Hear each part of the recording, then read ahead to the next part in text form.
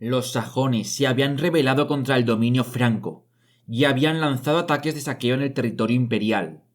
Carlomagno no lo podía tolerar. Volvió de Lombardía y decidió tomar Sajonia a cualquier precio.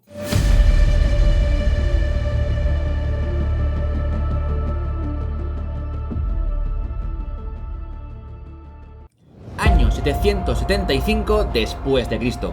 Carlomagno acababa de someter a los lombardos en el norte de Italia, y tras la revuelta en Sajonia, tuvo que ir a toda prisa a este territorio para castigar a los rebeldes. Si no has visto la conquista de Lombardía por parte de Carlomagno, aquí arriba te dejo el vídeo. La expedición de castigo fue rápida. Primero tomó Siburgo, reconstruyó las defensas, dejó una guarnición y partió raudo a Eresburgo, donde repitió lo mismo. Con ambas ciudades aseguradas, marchó con sus huestes al este, hasta el río Weser, donde un gran ejército sajón había decidido plantar cara. Tuvo lugar una batalla junto al río que los francos tuvieron que cruzar para enfrentarse al enemigo, pero lo hicieron y se alzaron vencedores. Con el ejército sajón destruido, prosiguieron hasta el fuerte de Sigiburgo y lo conquistaron. En ese momento, Carlomagno decidió que debía acelerar el proceso de conquista, y para ello dividió su ejército en dos. Una parte la envió a despejar todo el valle del Weser, mientras que él en persona comandó la otra mitad contra los esfalianos, bajo su líder Esi. No parece que hubiese mucha resistencia en esta zona, por lo que de forma más o menos rápida, el territorio fue conquistado por las fuerzas imperiales. Con Estfalia sometida, Carlomagno partió hacia el suroeste, donde se encontraba Angria. Los angrianos estaban liderados por Brun, y de nuevo, tras ver el poderío franco, Angria se sometió al poder de Carlomagno. La conquista parecía ir como la seda. Una vez Westfalia, Estfalia y Angria estuvieron sometidas, debían ir a por el último territorio. ¿Os acordáis cuál era? Sí, Nordalbingia. Pero no pudo ir, porque los sajones de Westfalia parecían no estar del todo sometidos, y se alzaron en armas liderados por Widukind. Quedaos con este nombre. El líder sajón se enfrentó a Carlomagno en campo abierto, pero fue derrotado y su ejército desarbolado.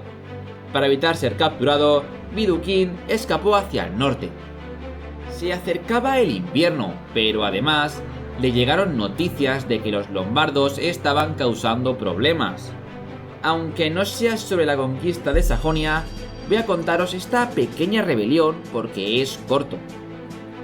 Los duques lombardos Friuli y Spoleto se rebelaron contra el poder carolingio. Es posible, aunque no seguro, que estos estuviesen apoyados económicamente por los ávaros. El caso es que Carlomagno cruzó los Alpes y se enfrentó a las fuerzas rebeldes. En poco tiempo, los enemigos fueron derrotados y sus ciudades reconquistadas. Parecía que, por un tiempo, el norte de Italia estaría en paz, pero no así Sajonia. En el año 776, Carlomagno tuvo que volver al norte porque los sajones se habían vuelto a rebelar. Habían no tomado, sino destruido la fortaleza de Eresburgo, de nuevo liderados por Widukind. Carlomagno entró de lleno a Sajonia por Worms. Los líderes sajones, cogidos con la guardia baja, se rindieron y se convirtieron al cristianismo. Carlomagno restauró Eresburgo y construyó una fortaleza en Karlsburgo. Sin embargo, el líder sajón más importante, Widukind, huyó a la actual Dinamarca, donde comenzó a preparar un nuevo levantamiento. En el año 778, Carlomagno se marchó a luchar en otro frente. ¿Sabéis cuál? Correcto, la invasión del Emirato de Córdoba y la posterior batalla de Roncesvalles. Aquí arriba te dejo el vídeo por si no lo has visto. El caso es que su ausencia sirvió para que los sajones causasen nuevos problemas, lo que desembocó que en el año 782 Carlomagno reuniese un ejército cuyo objetivo sería derrotar un nuevo ejército sajón liderado otra vez por Widukind, que había vuelto a Sajonia desde Dinamarca. El sajón agrupó a sus huestes en las montañas de Sundel, desde donde podía controlar el río Weser. Allí construyó un campamento fortificado, donde pretendía derrotar a las tropas francas. La posición de los sajones era muy buena. 3 de los 4 lados del campamento estaban protegidos por pendientes escarpadas, por lo que los francos solo podían atacar desde un punto. El ejército franco, que se encontraba en Eresburgo, tenía alrededor de 3.000 guerreros, mientras que los rebeldes eran unos 4.500. Carlomagno no lideró el ejército en persona, sino que estaba liderado por 4 comandantes que ya veremos lo que ocurrió. La caballería franca estaba liderada por 3 generales veteranos, los cuales querían llevarse la gloria y no compartirla con el 4.º comandante, que lideraba la infantería. ¿Qué hicieron? Pues que la caballería franca, en un acto suicida, dejó atrás a la infantería, se adelantó y cargó de forma desorganizada contra los sajones. Fueron destrozados. Los sajones pudieron aguantar su posición gracias a sus pesadas lanzas y a la cobertura de sus arqueros, y acabaron con la mayoría de la caballería carolingia. Teodorico, comandante de la infantería, al enterarse de este desastre, ordenó la retirada. Carlomagno, que se encontraba en Baviera, cuando recibió la noticia, partió con su propio ejército a Sajonia, y sin necesidad de combatir, los sajones se rindieron. Otra vez. Y Vidukhin huyó a Dinamarca. Otra vez. El rey franco decidió dar un castigo ejemplarizante a los sajones. Convocó a los sajones que habían participado en la rebelión y los reunió en Verden. Allí ordenó decapitar a 4.500 sajones, en lo que se conoce como la masacre de Verden. Carlomagno necesitaba demostrar a Europa que si alguien lo desafiaba, sería duramente castigado. Era algo detestable, pero el rey lo consideró necesario.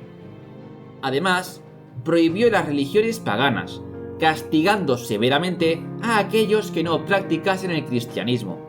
Recordemos que su casus belli, al menos el oficial, era que debía convertir a los sajones al catolicismo. Pues bueno, con estas leyes se dio un paso en esa dirección.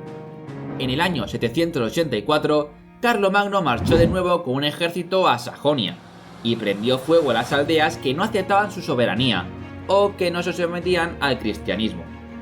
Finalmente, en el año 785, Vidukhin aceptó rendirse y bautizarse a cambio de que Carlomagno dejase de arrasar las tierras sajonas. A partir de este momento, Sajonia verá una paz generalizada, aunque habrá diversos levantamientos de los sajones, si bien es cierto que ya no serán tan importantes como los previos. Fue probablemente durante estas rebeliones que el último territorio sajón más o menos independiente, Nordalvingia, pasó a estar bajo dominio franco. Y fue además este último territorio el que lideró la última de las rebeliones sajonas, que tuvo lugar en el año 804. El rey franco derrotó a los rebeldes, los sometió y para garantizar una paz futura, Carlomagno deportó cerca de 10.000 personas de esas tierras a otros territorios bajo dominio franco. Las guerras sajonas habían finalizado tras alrededor de 30 años de casi continuas rebeliones y campañas militares. Por otro lado, en el aspecto más administrativo, político y religioso, Carlomagno decidió derogar las leyes que habían sido tan duras con el paganismo sajón. Básicamente, eliminó los castigos más duros por practicar religiones que no fuesen el cristianismo, pero eso sí, se aseguró de que todo el territorio sajón estuviese lleno de estructuras eclesiásticas, es decir, iglesias, capillas, predicadores por todas partes. La idea era que ahora que estaban sometidos físicamente, la iglesia luchase en el ámbito espiritual contra el paganismo. ¿Y ahora que las guerras sajonas han acabado? ¿Qué hizo Carlomagno?